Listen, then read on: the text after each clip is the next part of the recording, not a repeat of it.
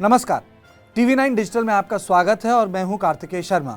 सियासत की बात में आज हम चर्चा करेंगे कि क्या कमंडल की राजनीति पर मंडल का रंग चढ़ रहा है। याद कीजिए, कमंडल की राजनीति का मतलब होता था हिंदुत्व की राजनीति, मंडल की राजनीति का मतलब होता था पिछड़ों की राजनीति। लेकिन अब भारत सरकार ने जब कैबिनेट रिशफल की, यानी प्रधानमंत्री मोदी ने जब अपनी मंत्रिमंडल में विस्तार किया, तो बाकायदा जो सोशल और पॉलिटिकल मैसेजिंग थी वो क्या थी? पिछड़ों की सरकार, आदिवासियों की सरकार, एसटी की सरकार, एससी की सरकार, यानी बताया गया कि 27 ओबीसी हैं इसमें मंत्री। तो कहने का मतलब है कि बीजेपी अपनी मैसेजिंग क्यों बदल रही है, क्यों कमंडल पे मंडल की राजनीति को एब्जॉर्ब किया जा रहा है। उसका कारण यह है कि भारतीय जनता पार्टी का जो कोर एजेंडा था, यानी आर्टिकल 370 राम मंदिर का निर्माण, वो पूरा होने जा रहा है। आर्टिकल 370 हट गया है, यानी जो कोर एजेंडा था बीजेपी का वो लगभग पूरा हो गया है। आप कह सकते हैं कि बस यूनिफॉर्म सिविल कोड बचा हुआ है। उस पर भी ट्रिपल तलाक पर भारतीय जनता पार्टी ने एक फैसला लिया था, अदालतों ने भी उस फैसले की रक्षा की, यानी उस फैसले का आदर किया।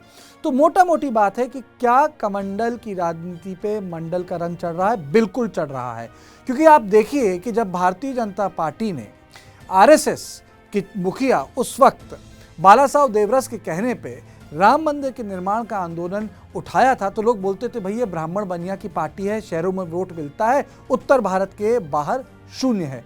और जब 1990 में जब इम्प्लीमेंटेशन हो गया बीपी मंडल रिपोर्ट का, जो विश्वनाथ प्रताप सिंह ने किया, उसके बाद पूरे देश भर में दंगे हो गए। कहीं ना कहीं ऊंची जातियों के लोगों को लगा कि अब भाई एसटी एससी के साथ अगर ओबीसी वालों को भी मिलेगा तो सरकार में जगह नहीं होगी।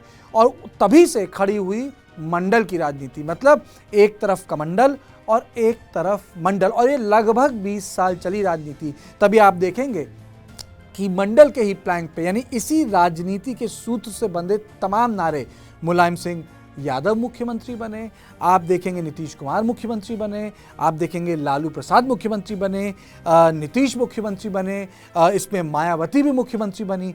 और ऐसा नहीं था कि भारतीय जनता पार्टी समझ नहीं रही थी, भारतीय जनता पार्टी के भी अधिकतर मुख्यमंत्री ओबीसी थे, लेकिन कहीं ना कहीं वो छाप लग गई थी भारतीय जनता पार्टी की, जिसे कहते हैं केंद्रीय राजनीति पर, कि भाई इस पार्टी का मतलब है ऊंची जातियां।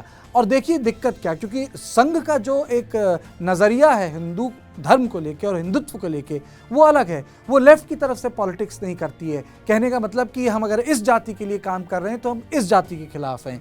वो रोटी बेटी का अभियान चलाती है। कहने का मतलब है कि सबको हिंदू धर्म में एक समान नजरों से देखा जाए और सबको साथ लेके चला जाए।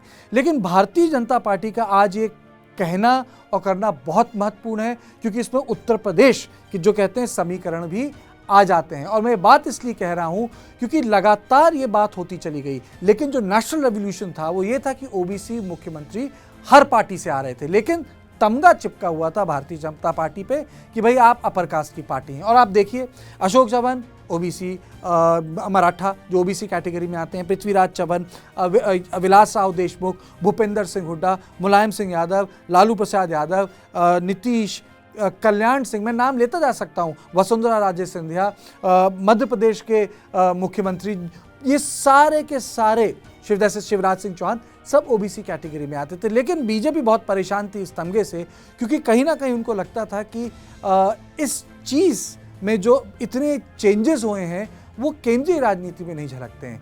और जो नरेंद्र मोदी ने अब करने की कोशिश की है, ये एक बहुत बड़ा फैसला है, एक बहुत बड़ा कदम है कि अब जब उनको लगता है कि कोर एजेंडा पूरा हो गया है और जब यूपी में चुनाव है, तो ये चुनाव बैकवर्ड कास्ट पॉलिटिक्स वर्सेस ये योगी आदित्यनाथ नहीं हो जाए, यानी जो एक ऊंची जाति के मुख्यमंत्री हैं, संत हैं, और संत की कोई जात नहीं होती, लेकिन फिर भी इंडियन पॉलिटिक्स में उनको एक कैटेगरी के रूप में देखा जाता है योगी आदित्यनाथ को। और यही कारण है कि बार बार बात आ रही है कि कहीं ना कहीं ये बात उठ ना जाए कि backward versus upper caste election होने वाला है, क्योंकि ये हिंदुत्व के ऊपर ये छाप लग जाती है और बीजेपी उसको हराने की कोशिश कर रही है काफ़ी समय से। इसलिए इस मंत्रिमंडल में बार बार ये बात कही गई है कि भाई ये पिछड़ों की सरकार है, ओबीसी की सरकार है। ये मैसेजिंग दी जा रही है कि इस बार पैंडेमिक के बाद जो समस्या हुई है, एक तरह का कास्ट कंसोलिडेशन उत्तर प्रदेश में ना खड़ा हो जाए, जिससे बीजेपी चुनाव हार जाए। और ये केवल उत्तर प्रदेश के लिए नहीं, ये बाकी पूरे देश भर में भी एक तरीके से मैसेजिंग है कि धीरे धीरे भारतीय जनता पार्टी अपनी पॉलिटिक्स को शिफ्ट कर रही है। यानी कमंडल और मंडल की पॉलिटिक्स की जो दीवार है वो एक बार फाइनली तोड़ने की कोशिश कर रहे हैं प्रधानमंत्री मोदी। लेकिन इसमें एक सवाल भी उठता है कि सफल हो पाएंगे? मेरा मानना है कि प्रधानमंत्री मोदी का व्यक्तित्व इतना बड़ा है, वो तो सफल हो सकते हैं, क्योंकि उनके व्यक्तित्व में डेवलपमेंट भी है, वो हिंदुत्व की भी बात आ जाएगी, आप उसमें बैकवर्ड कास्ट की भी बात कर सकते हैं, क्योंकि जो वो पॉलिटिकल प्राइम मिनिस्टर हैं, उनका कद ऊंचा है, तो ये तरह तरह के पॉलिटिकल कॉन्ट्रडिक्शन कैरी कर सकते हैं, जैसे इंदिरा गांधी कैरी कर सकती थी। लेकिन आप ध्यान रखिए, कांग्रेस के साथ भी हुआ, जब इंदिरा गांधी का निधन हुआ, उसके बाद राजीव गांधी आए, तो राजीव गांधी संभाल नहीं पाए, दलित भी गया, ओबीसी भी गया, मुस्लिम्स ने भी वोट करना बंद किया, कांग्रेस पार्टी का सुपड़ा साफ हो गया उत्तर प्रदेश और बिहार में।